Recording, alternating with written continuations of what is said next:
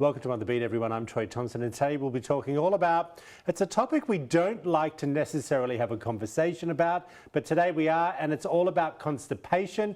Today we're talking with Dr. Ricky Johnston of Gastroenterology Associates of Columbus. You always bring us interesting topics, my friend. We try. We live in the GI world. It's easy. Well, you do, actually.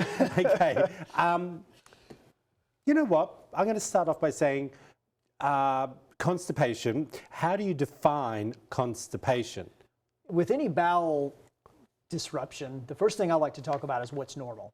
Because normal is different for everybody. So normal bowel movements can be 3 times a day to 3 times per week. So on the constipation end, not everybody needs to go every day. Going to the bathroom every other day is perfectly fine. Really? Yeah. So frequency is one of the ways, the main way we define it.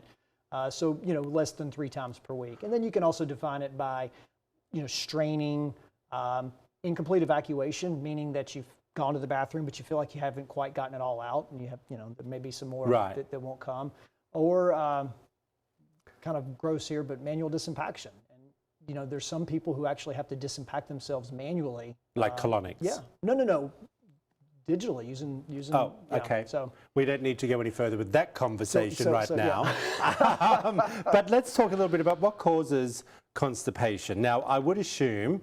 I know when I've eaten badly for a week, if I'm on holidays or something, I do feel what you call as bloated, constipated, because you're maybe not eating all the good stuff that you should be. So for run-of-the-mill constipation, surely or certainly diet has the biggest impact on that. So not enough fiber in the diet, not enough water, not drinking enough water, lack of exercise. Those are some reasons that people can get constipated.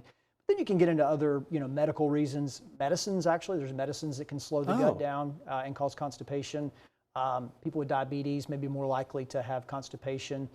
An obstruction, so if somebody had a blockage, that would be more of an acute issue. But all right, well, I want to talk to you a little bit about, if I may, because we see lots of commercials on TV about pills or fiber, things that you can take for constipation. Some of the products are like the powder that you use. How do you feel about them? I think whatever works is great, and over-the-counter measures initially are fine. So powders could be fiber supplements, and there's different kinds of fiber. I've forgotten what they called. Metamucil. Metamucil can be kind of gritty. And not real palatable. It doesn't taste good. But then there's some that will actually completely dissolve in water. You can put a scoop of this certain fiber. And it gets a little thicker. Well, no. After a few minutes, it disappears. You could pour in a cup of water, and after 5 minutes, it looks like it's just pure water. I don't know which one I've bought then. I hope I bought the right one. Soluble fiber is that kind that does it. Oh, okay. Now, I also know there's some little pills that you can take, not the diuretics, because I don't want to talk about prescription ones, because I feel people abuse that. And I'm just talking about natural remedies, and one.